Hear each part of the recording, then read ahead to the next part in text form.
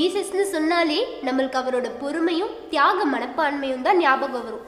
அவரை சிலுவையில் அடைஞ்ச போதும் கூட மேரி மாதா கண்ணீரோட நீ எல்லாருக்கும் தன்னலமற்ற சேவை செஞ்சதுக்கு கிடைச்ச பரிசான்னு ஆதங்கத்தோட கேட்ட போதும் கூட இயேசு, அம்மா அவங்க அஞ்ஞானத்தால் செய்கிறார்கள், அவர்களை மன்னித்து விடு என்று கூறிய நிகழ்வே அவர் எவ்வளவு இலகிய மனதுன்னு காமிக்குது. ஒரு உண்மையான பக்தரின் லட்சணம் என்னவென்றால் எப்பொழுதுமே இறைவனுக்கு நன்றி செலுத்தியே வாழ வேண்டும்.